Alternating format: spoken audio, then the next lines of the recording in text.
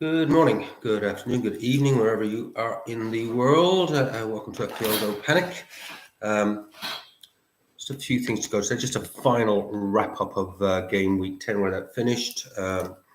What we're doing, how we're tracking basically against objectives of trying to average 70 points a week and a top 100k finish. So just to see how we're tracking against that. The answer is not brilliantly, but certainly a long way from disaster. Mistakes have been made, learnings have been learned, and we'll talk a little bit about that as we go through the next 5 game week plan. We're also going to take a look, this is probably something that I'll do on a fairly regular basis, a look at the person that is actually leading FPL overall, and try and glean the sort of strategies they're adopting. And I have actually just taken a look at the leader, and it's quite interesting, quite interesting. And I feel as though I'm not actually too far off track in some of the things I'm doing, but way off track in some of the things that I have done. It's the first time actually I've seen the leader there. I think actually that guy's playing the game the right way. A lot of the leaders so far have been, blowing chips to taking. This guy is playing really good steady Eddie game. And quite interesting to see that he's a no Haaland draft from the beginning and has been in that sort of top echelons right the way through. So even when Haaland was banging, he was still up there, just playing with a good squad. Anyway, we'll have a little look at that more in depth. And as I say, I'm well aware that hardly anyone's watching. So this is very much for me to keep me on track with my own objectives, what I'm trying to do. But there will come a point, it's coming soon now that I am back in New Zealand, where I will make these presentations a little bit more professional, still doing them very much for myself. But if anyone does actually start to log in and see some of the graphs, charts, things, stuff, etc., and get some useful content, fantastic. But it's not something I'm overly worried about at this point in the game. But if you are having a look, thank you. Nice to have you on board. Hit the subscribe button. Okay, let's take it away. Okay, start at the beginning. It wasn't a bad game week, I guess. The average points for the week was 39. I finished on 54, but we have to bear in mind I did take 8 points of hits. One of those hits worked fantastically with taking Haaland out and bringing in Cunha, and also bringing Rodgers up to Salah. That actually worked fantastically well, and I'd have been flying if I'd stopped there. Unfortunately, I took Saka out, rush of blood to the head, and but basically that's that hit. I'm just working it out. -4. Saka got 2, and Semenyo scored 10 to 12 points. And sadly, that 10 to 12 points that's cost me dearly because it is so tight. So, yeah, fundamentally, quick run through the team. I've done some of this before. Henderson 2, yeah, blah blah. Guardiola 7, lovely. Gabriel, need Arsenal defence back. Got to think about whether we start to trim down to cheap defenders or not. I'm still thinking about that. Lewis just the one. He could be next to go for me. There's a nice idea having a 4 point. I bought him at 4.5. I think it's 4.8 now. So I think maybe I'll just take my profit and run on that in the not too distant future. It is just not happening for City defensively. And as pretty as he looks on the pitch, it's not really happening for him in terms of returns. Unlike Gavardio, Gavardio's been great the last 2-3 weeks I've had him in.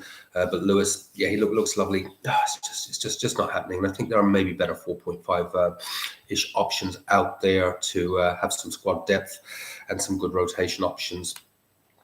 Johnson, fantastic. Glad he was one that I was thinking of in my little transfer merry-go-round moving out, but I knew he had the Ipswich fixture coming, but he came in with the 8. That's fantastic.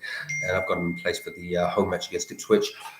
And he is a serious captain's consideration for that. So lovely, nothing to see there. Ticking along, captained him, got me 18 points, fantastic. Palmer, yellow flag. Hope he is okay. We just have to see. I've used my transfer. We'll talk about that when I go through next week's team. A little bit of a worry there. Where's my coffee gone, by the way? There it is. But I am doing a no-hits policy going forward. I was supposed to be doing one before. It has cost me. hits sometimes work, but the majority of the times they just backfire. And maybe it's a good lesson to have learned that one last week. Wemo, first blank for wee while, I think. But I am noticing something, obviously, with this Brentford team. And it's something that may have to be addressed because I'm doubled up on Brentford at the moment. And they do seem to have a bit of a home away sort of thing. So do I want to Brentford attackers? Because it was looking so promising going into that last match. I was sitting on a nice number just outside the top 1 million. And I just needed Mbeumo, but probably Wizard to return. I've sat comfortably inside the 1 million, which was my main objective for that first 10 game weeks, just to be inside that 1 million and be in touch. I'll tell you exactly where I am at the moment. So I'm only a few points outside the top 1 mil. Anyway, Saka, blank. But again, moving into this structure of a premier heavy midfield. This is going to happen occasionally, and you hope that your other players do bolster things if you've got decent players on the fringes. Cunha, 6, that worked nicely. Haaland's replacement, he outscored Haaland, so no complaints there. And a Wizard just came with the 2, so that's where that's what I'm saying. It's kind of very, very apparent. Brentford awful away from home, excellent at home. I've got a little bit of rotation options developing on the bench, but it may be something I need to address after this next home match. We will see. Hopefully they can fire for me. Let's on the bench, just the record, Fabianski. So I've now got a playing 4 million as long as Areola's kept out. Could be tempted to rotate him in now and again because Henderson's not exactly pulling up trees for me. Konza a 0. João Pedro is back a 0. But question could be, do I see how the João Pedro situation develops? Nice player to have on the bench for rotation, particularly while I am in this double cheapy with a Cunha forward line. So it could create a nice rotation. Maybe that solves the Wizard problem. See how the fixtures work, rotating João Pedro and Wizard if João Pedro does actually start to get good minutes. Or we just upgrade João Pedro to a playing forward. I would like to see how things develop in the next couple of game weeks, and with the transfers I do, develop a bit of budget so I could bring in a more premium type striker. I've got my eye on Isak. I'm going to have a look at how he might rotate with Wizard, because that could be interesting if I could get a Newcastle Brentford home away, a little rotation going. But we'll have a look at that. I'll have a look at that aside from this, just to see how those rotations go. But listen, overall, it wasn't a bad game, particularly as I took -8. I actually did take over the last 2 game weeks, I've steadied the ship. I've risen from 2.4 million, and I am on 1.2 million. That's sort of quite interesting. Yes, I was. Yeah, I was at. I was.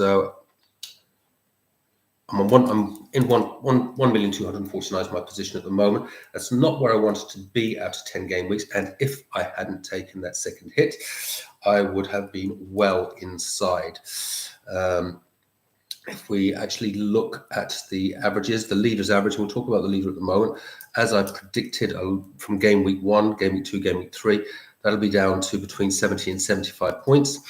By game week 15, it is already at the leader's average is 75, and it was very interesting, and I'll take you through some of that, how he has played his game. So the leader's average is actually at 75 at the moment. My average, unfortunately, is just under 60, 59, with 586 points. So yeah, that's 59. So not ideal, but 591 would have had me inside the top 1 million comfortably. In fact, I'm only 15 points outside the top 70k, 750k, and 20 points outside the top 500k. And those are actually my objectives as we go through games 11 to 15. Minimum objective is to be in the top 750 by the end of the next 5 game weeks, but striving towards being inside that top 500k. And that's just 20 points. It's not a lot. Just one good captaincy. A couple of good captaincies, just some sensible decisions. Basically, this is going to be a steady Eddie path the next 5 game weeks, and just chip away, and just I've got 2 green arrows in a row. If I can just keep little green arrows going, it's a game of luck. it's absolutely a game of luck. So who's to say what could happen? But at the moment, yeah, not too bad. I mean, it's not where I want it to be, but it's certainly far from a disaster.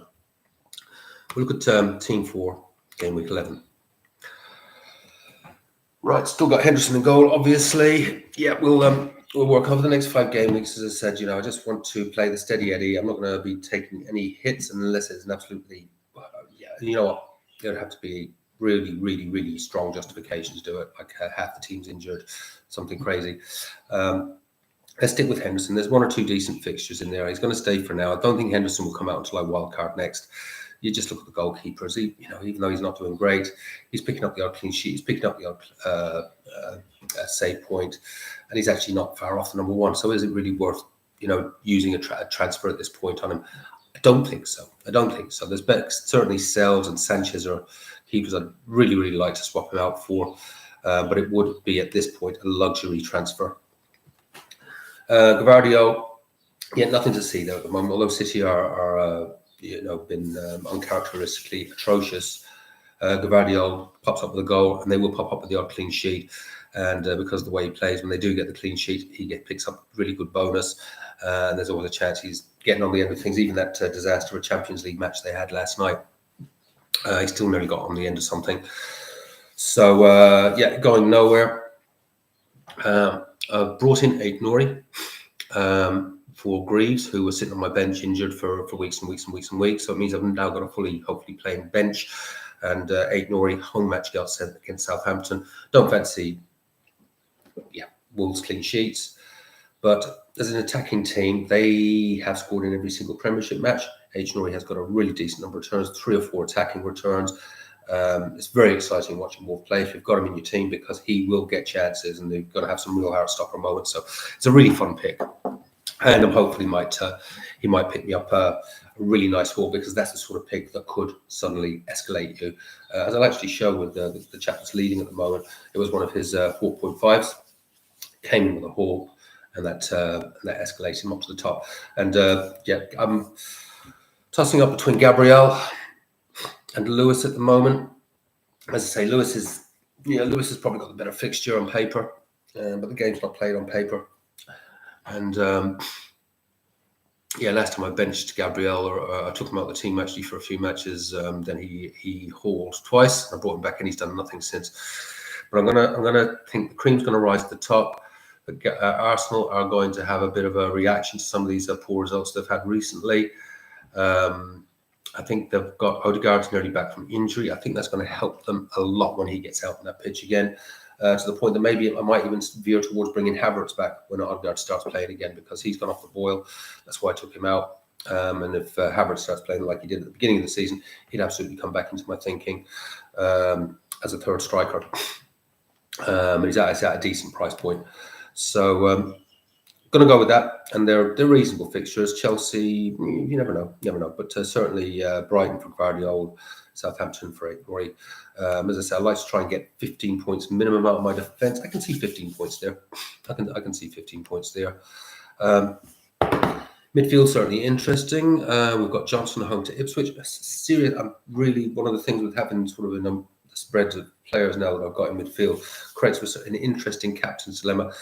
Salah probably still slight favourite, but as I said in my previous video, strategy going forward is to pick the form player with the best fixture as the captain's choice for the next 5 game weeks. Now, at the moment, Johnson, his last 5 matches, 11-7, 2-1, 8. He was unlucky to blank in those in the 2 and the 1. Ipswich concede a lot, particularly away from home. Spurs at home, I think they have scored 3 goals or more in nearly all of their fixtures, bar one, and that was Arsenal. Son could be back, I believe it or not. I actually think that helps Johnson. It'd be such a good differentiator, differential to maybe have that job. But there is a risk factor involved, obviously, if Salah holds, or indeed if Haaland holds, where I haven't got, making sure I cover that. So it's, we'll talk about that again maybe just towards the end. So Salah, home to Villa. If they'll defend like they did last week against Spurs in that last 30 minutes, this is the thing, And Liverpool do tend to get their goals in the last 30 minutes. And that's when Salah tends to come up with his 1 or 2 assists. And he got 2 assists, I think, in midweek in the Europe. Palmer, yellow flag, a little bit of a worry there. See how that develops. Nothing I can do about it. And just have to be covered from the bench if he doesn't play. And Bournemouth at home. Yeah, I'm hopeful of something there. And Saka, Chelsea away. So we could have a Saka-Palmer playoff. Hopefully they both return. Yeah, 4-4 draw would be great with them both getting a goal or 2 and an assist or 2 would be fantastic. Good midfield. Generally out in midfield, you want to try and get an average of 6 to 7 across the 4 or 5 of them. And I do think it's just going to take one of those 2, a Hall and another return or 2, and we should sort of hit that as that sort of 30 points-ish average. And I do that midfield does feel like it's got 30 points in it this week. Time will tell. Then up front, liking the look of this for this weekend. Wizard, Bournemouth home, Cunha, Southampton home. Really like Cunha. It was a choice between him and Strand Larsen. I've gone with Cunha. I think there's better bonus points there. If he gets any sort of return, he usually gets the bonus points. He is the creative. He's a bit more expensive. Strand Larsen, of course, got the goal last week. Could he just with the assist, but not too much between them because Cunha getting some bonus as well. Let's see. I like him as a player. He's great to watch. It's funny having 2 Wolves players in my team this week, considering their roots to the bottom of the table. But they always get a goal or 2, whatever they concede at the back. And this is very much about going on the attack. And hopefully Wizard can get something. As I said, slightly concerning. Great, lovely home fixture. Next week, a different matter. As I say, the match they just played, I don't know what the manager was doing. I normally have a bit of respect for him, actually, but I don't know what he was doing. The winning 1-0, 10, 15 minutes to go, and he takes off his 2 threats up front, Bemo and Wizard, and then they're like pretty much 11 men behind the ball. He's just waiting for them to concede, which of course they did. So not sure what he was playing at there, but it cost them not just one. Just a draw, but it may just cost them a win and even 1 point in the end. So that leaves us with Lewis, João Pedro, Conza on the bench, Fabianski home to Everton in goals. Slight temptation to swap him out for Henderson, but I think I'll stick with Henderson for now. Play the averages. He'll come up with a clean sheet eventually, surely. Where does that leave me with my predictions? Okay, so for playing that exact team over the last 5 game weeks, going back to 5 weeks ago, or technically 5 games ago, would have been an 88, 50, 50, 79, and 43. So there's certainly a few good, and that's without captaincy, of course. That would have certainly had a couple of big holes in there, and the others with a decent captaincy would have been close to the 70. But as I say, I'll remove the captaincy anyways as my final prediction for the whatever happens will happen. There's going to be some form of a disaster. So that leaves me with, across those 5 game weeks, there was an average of 66 and a median between 43 and 88 of 68. So my prediction is 67. So that's where I think it's going to land. And most of my predictions have been reasonably accurate. But hopefully we get one where there's no issues, no problems. Everyone plays. Pick a great captain, and we get towards that 67 and a big bumpy captaincy on top of it to really start to maybe claw back some of this deficit now that I'm in with regards to my average of 70.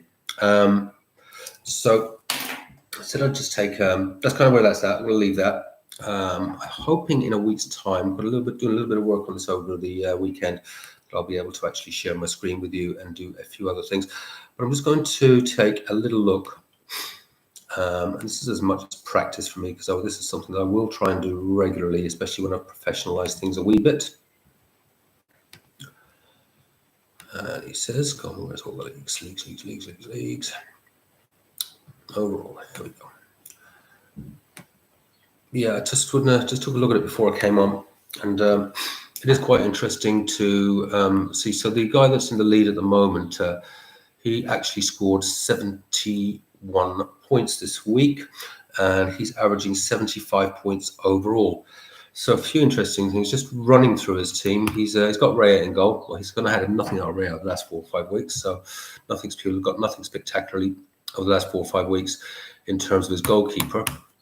He's got a very similar defence to me in many respects, in that he's got Gavardio and Gabriel, and Aina was his Notts Forest was his big winner this week, the 15-pointer. So he's also got this, having a couple of premiums, and then a couple of. If you look at his bench, he's got Robinson, who he left 6 points on the bench there, but I don't think he'll be too disappointed. So yeah, pretty similar to me. A couple of premiums, and then 2 or 3 rotating 4.5ers. Although he has got Greaves as his other defender, who is red flagged. I got rid of Greaves this week, 4.8 Nori. And he's also he's got a very, very cheap forward, non-playing forward in Stewart, who's I guess is about 4.5. That's his other bench players. But defence structure, yeah, very, very similar to what I have. Much better goalie, but weirdly my goalie's actually outscored Raya over the last 5 weeks, I would say. Midfield is almost identical. And I did say, I think a game week or two ago, as I was talking about this, that this would become the template. And I don't think I could have been any more accurate. His midfield's Palmer, Saka, Mbeumo, and Salah. Exactly the same as mine, except he's got Rodgers in where I currently have Johnson. So I feel my midfield may be just a little bit stronger, but again, same structure. And the other thing as well, what he has his cheap forward. He's certainly done better than me in that with his Wood. So for Wood, I guess I have Wizard or Cunha, but he's got a Watkins, he's got a premium. So that kind of goes a little bit towards what I was saying about wanting to take either Wizard or Cunha out or upgrade João Pedro and bring in and Isaac, who I think is going to turn into a bit of a runner forwards, but Watkins is actually in my thoughts, absolutely, or even potentially going back to Havertz to Arsenal. So I've got 1 or 2 those cheap strikers, but yeah, actually one premium that over the course of time is going to bring in the points, even if they have a few blanks, etc. As you know, I sort of have a sort of general model. It's not written in stone, but it sort of helps to see some consistency in your team. I was hoping that your 11 starters are returning, ideally 3 in 5. Now, that's not 3 returns in one match. That's an anomaly. But actually, that they're getting an assist, they're getting a goal, etc. So a good example would be Gabriel's way off the mark at the moment, 1-2, 1-1-2. Whereas Gavardio, that's 9-1, 10, 9-7. So he's actually returned in 4 out of 5 matches.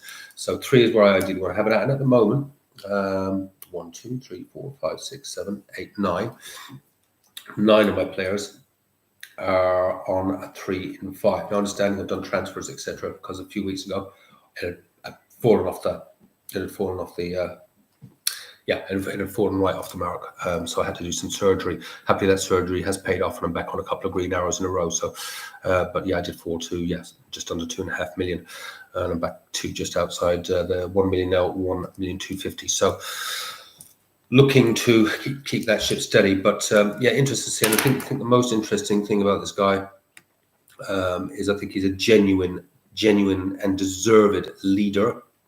If you look at his game week history, he is a really good steady Eddie. Let me just have a look to see what bring this up.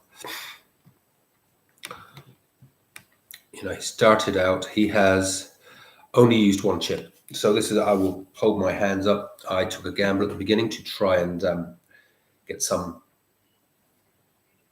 ahead of the field. And every time I played a chip, it was my free hit. My bench boost was played absolutely accidentally and got me about 3 points. It was a complete accident on game week 1. But he's literally used no chips apart from his wild card in game week 6. He has played steady.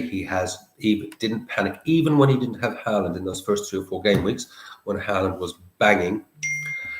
He clearly did not panic. There it is, isn't it? And he was moved from about 7,905. Really good start. I had a very, very good first game week. He got 97, a bit more than me, but it's a great start. I was well up there in that first game week. Second game week, no Haaland, remember. Got 68. Game week 3, 93, no Haaland. I think that was one of those Haaland hat tricks, if I recall. Certainly a big haul, whatever it was. Yeah, he actually had the same front two as me. Isaac Havertz, but he had Wood. Yeah, early Wood adopter. He was running into the Diego Jota problems. Got his captaincy right with Salah. Got the goal with Eze. Saka just ticking along. Alexander, very, very similar team to where I was at, to be honest with you. Just a few key differentiators makes all the difference. Some good, intelligent decisions. He actually had Sells in goal at that time, so he wasn't even getting the rare clean sheets. So I find it quite interesting. And the thing that I've noted, I have taken 4 hits, I think. This guy's taken 0 hits. 0 hits. The furthest his lowest overall position was after game week 2, but he still hit 68. It was after game week 2, which was 5,157,000. So he did have a big drop from 7,905 to 5 million. But he had a 68. These were high scoring weeks, remember, where everyone was coming in, blowing their chips, me included. So he had a real sort of an unreal sort of league charts at that point. Nice, steady, so 97, 68, 93, 51, 72, 83, 76, 68, 77. Quietly unspectacular, I would say. There's 71 in his last week. And he's now averaging 75, and he is top. So again, it's my prediction right at the beginning of the season, becoming even more accurate than I anticipated at this stage. So interested to see. My team's actually not far off. So I'm going to keep an eye on this guy. We'll see how he goes over the coming weeks. Adopting a similar but more disciplined strategy to me, I would say. We'll see where he is next week. But yeah, currently he's averaging 75. He's top of the pops. How many differences in this team has he actually got to me? He's got rare. Defense, as for the game week, he was exactly the same, apart from Aina, so that's 2. Midfield, 2, same. So 1, 2, 3, 4, 5, 6. So 6 players the same. And I've got 8 Nori instead of Aina. And I've got Johnston instead of Rogers. And he's got Wood and Watkins, which I do like. So, I think Wood's run may be coming to an end, but I keep saying that I'm going to keep scoring. I think I might just buy him just to stop him hurting my rank. Anyway, leave it at that. Again, a little waffly. Just wanted to get that one out there as much for my own benefit to talk it through. So yeah, not doing too bad. Just outside the top 1 mil. Just a couple of points outside the top 1 mil. Just 15 outside the top 750 and just 20 outside the top 500. And I think it's probably about 40 outside the top 100. So let's see if we can get ourselves inside the top 1 million after this week and just keep chipping away. There's a little green arrow each week, moving in the right direction and making sensible, targeted transfers over the next 4 or 5 weeks. Example of that is that Johnson might go. There's a bit of a Spurs fixture turn. Would I bring Johnson out? And maybe actually, I dare say, I know I got rid of him just a week ago, but Semenyo is a great player, really lovely player. Some nice fixtures. Get Johnson, bring in Semenyo, nice targeted fixture. Then maybe they're starting to get some scope because I've got a bit of money in the bank, save some money there to maybe look at a targeted fixture when I bring Isak in or something like that. Anyway, just little touches over the next 5 game weeks. Let this team roll, make decent captaincy decisions. We'll see where we land. Okay, that's it.